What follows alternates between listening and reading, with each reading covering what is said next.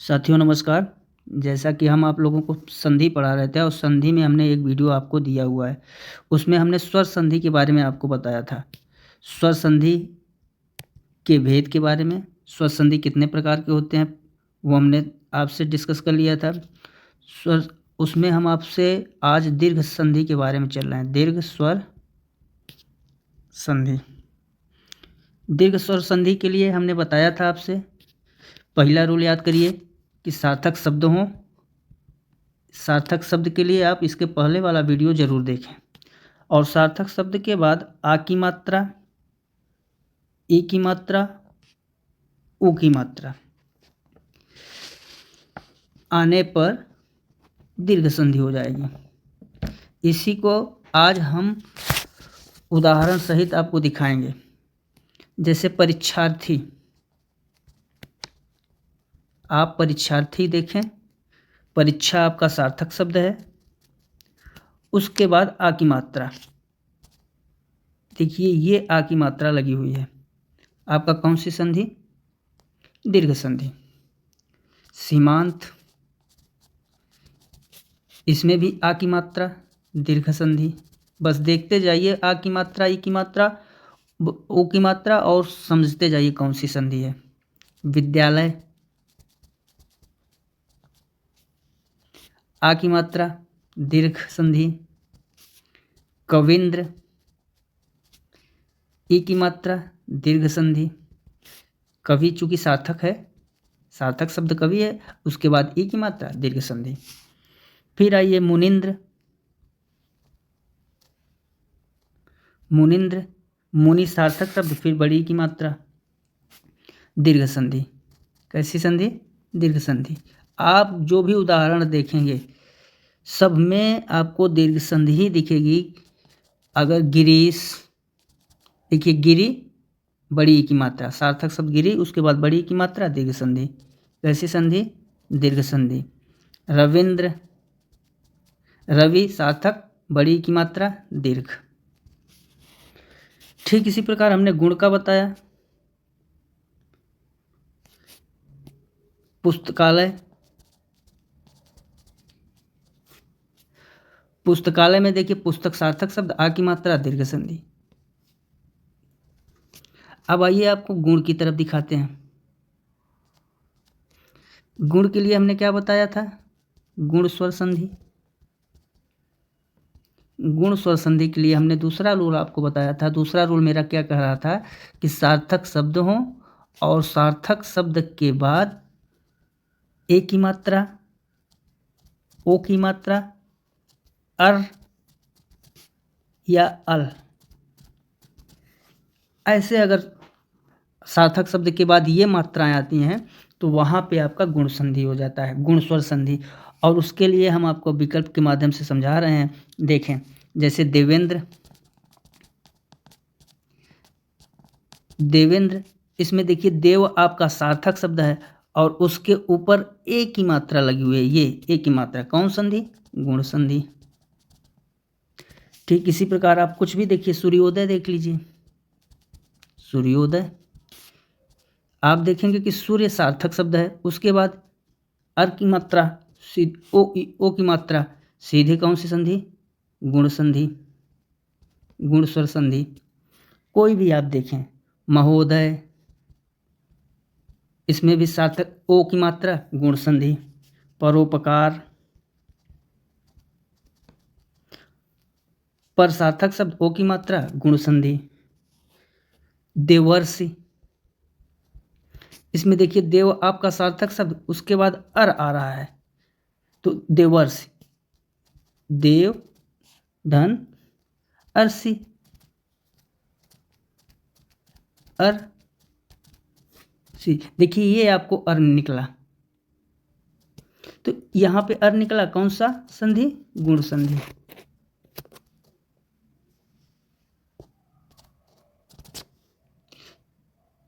इसी प्रकार वृद्धि संधि को देखिए आप लोग।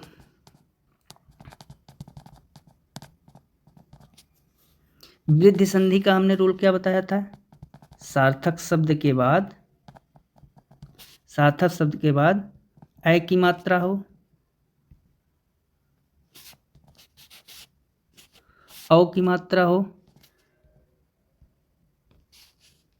वहाँ पे वृद्धि संधि होगी। ये हमने आपको रूल बताया था। एग्जाम्पल से आइए देखिए। एक एक, एक आपका सार्थक शब्द, ऐ की मात्रा। लोकैषणा, लोक आपका सार्थक शब्द, ऐ की मात्रा। मतैक, मतैक, मत सार्थक शब्द, ऐ की मात्रा। कोई भी आप देखिए, अगर उसमें ऐ औ या आता है तो वो आपका बन जाएगा किसमें, वृद्धि संधि में। जैसे वन औषधि, वन आपका सार्थक शब्द, औ की मात्रा। परम औषध,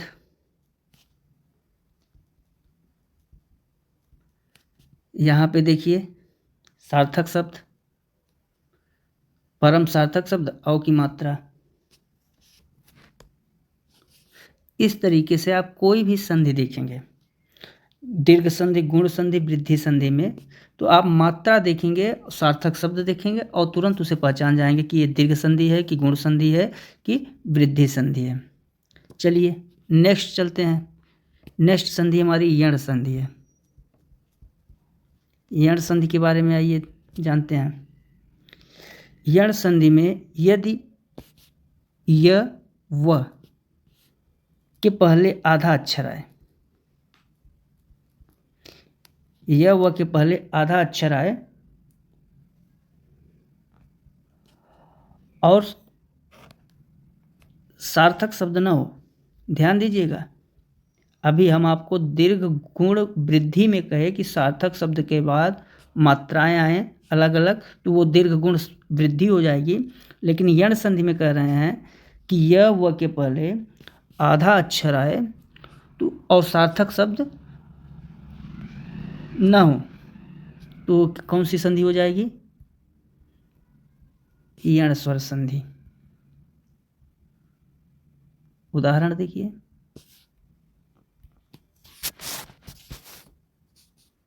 अत्याचार। देखिए य व के पहले आधा अक्षर है, य के पहले आधा अक्षर आपको दिख रहा है, आधा अक्षर, और कोई सार्थक शब्द नहीं दिख रहा है।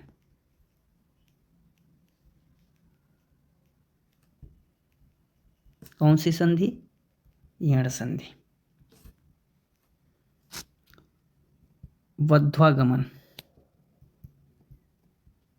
वध्वागमन में देखिए व के पहले आधा अक्षर, कोई सार्थक शब्द नहीं दिख रहा है। अब आप यण संधि में कोई भी शब्द ले लें कहीं से भी, य व के पहले आधा अक्षर सार्थक शब्द नहीं, सीधे यण संधि। जैसे हम आपको अति उत्तम दिखाते हैं, अति उत्तम, आप देख रहे हैं अति उत्तम,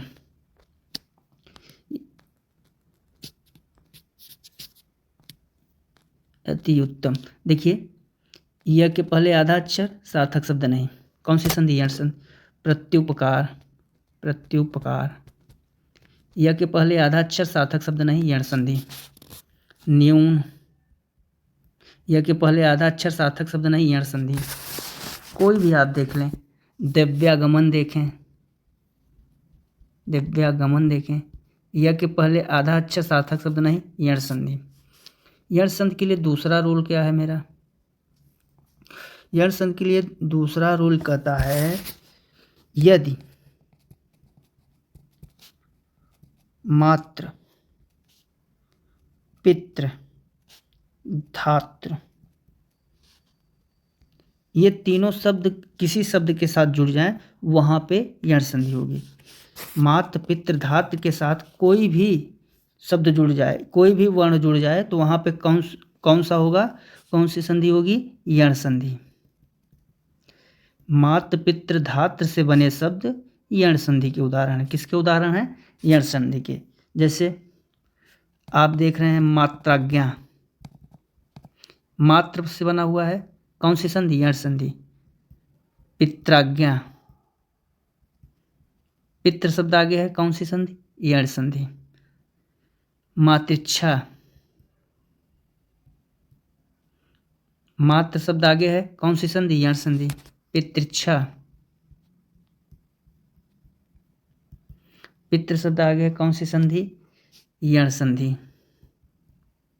इस प्रकार से मात्र धात्राज्ञा, सॉरी धात्रंश, ये कर दें। धात्र के बाद है कौन सी संधि? इन सब में यण संधि। यण संधि के लिए हमारा पहला रूल क्या था? य व के पहले आधा अक्षर, कोई सार्थक शब्द नहीं, यण संधि। और मात्र पितृ धात्र से बने शब्द, कौन सी संधि? यण संधि। अब आइए आप आयात संधि के बारे में।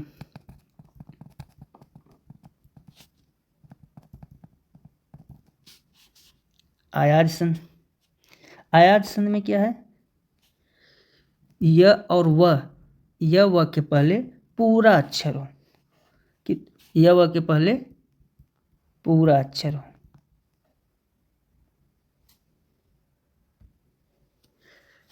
जैसे अच्छे से ध्यान दीजिएगा, य व के पहले पूरा अक्षर आना चाहिए, तो वो आपका आयात संधि हो जाएगा। जैसे आपको हम दिखा रहे हैं नाविक, व के पहले पूरा अक्षर। गायक, य के पहले पूरा अक्षर। नायक, य के पहले पूरा अक्षर।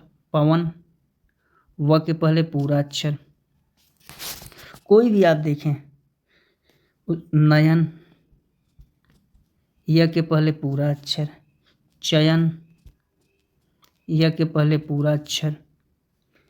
भवन, व के पहले पूरा अक्षर। शयन, य के पहले पूरा अक्षर। तो ऐसी संधि आयात संधि कहलाएगी। इस तरीके से आप प्रश्नों का अभ्यास करें स्वर संधि के।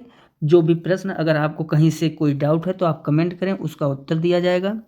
प्रैक्टिस करें, जितनी देर आप प्रैक्टिस करेंगे तो आपका ये अच्छे से समझ में आ जाएगा। दोनों वीडियो संधि के देख लीजिए, उसमें आपका पूरा स्वर संधि के बारे में समझ पाएंगे अच्छे से। इसके बाद हम आपको बताएंगे स्वर संधि का विच्छेद, जो कि अगले वीडियो में बताएंगे। तब तक के लिए नमस्कार, जय हिंद।